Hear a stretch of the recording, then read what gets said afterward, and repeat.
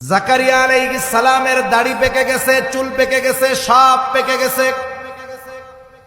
ওনার স্ত্রীও বন্ধা, উনি মোটামুটি সুনিশ্চিত যে ওনাদের আর কোনো সন্তান হওয়ার সম্ভাবনা নাই।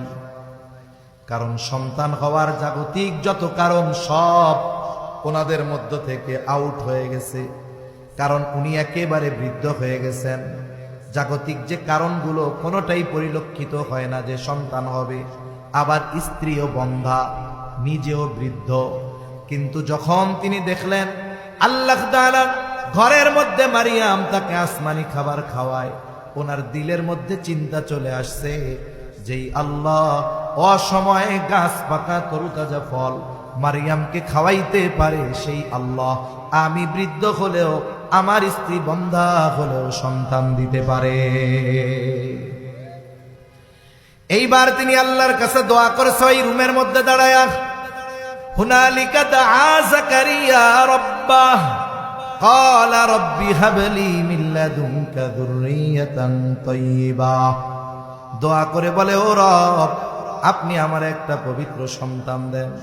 কেমন যেন পয়গম্বর জাকারিয়া আলাইহিস সালাম বলে, আল্লাহ আপনি তো অসময়ে মারিয়ামরে তরুতাজা গাছ পাকা ফল খাওয়ান, আপনি তো সেই মালিক, আপনি চাইলে আমি বৃদ্ধ স্ত্রী বন্ধা আমাকেও সন্তান দিতে পারেন।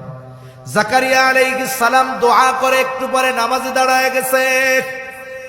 আল্লাহ তাআলার পক্ষ থেকে সুসংবাদ নিয়ে ফেরেশতা হাজির। জাকারিয়া আলাইহিস সালাম নামাজে দাঁড়ায় গেছে আর ফেরেশতারা সুসংবাদ নিয়ে চলে আসছে। ফানাদাতুল মালাইকাতু ওয়া হুয়া কাইমুন ইউসাল্লি ফিল মিহরাব আন্নাল্লাহা ইউবাশশিরুকা বিয়াহইয়া। ফেরেশতারা ডাক দিয়ে বলে, ও জাকারিয়া আলাইহিস সালাম, আপনি আপনার সন্তানের সুসংবাদ নেন। শুধু সন্তানের সুসংবাদ দিয়েছে তা নয়, বরং ওই সন্তানের নাম আল্লাহ রেখে দিয়েছেন ইয়াহইয়া। সুবহানাল্লাহ। তাহলে যাদের সন্তান হয় না নিরাশ হওয়ার কোনো কারণ নাই। দুনিয়ার সব চিকিৎসা যদি ব্যর্থ হয়ে যায়, মহান চিকিৎসকের চিকিৎসা সন্তান দিতে পারে কি পারে না?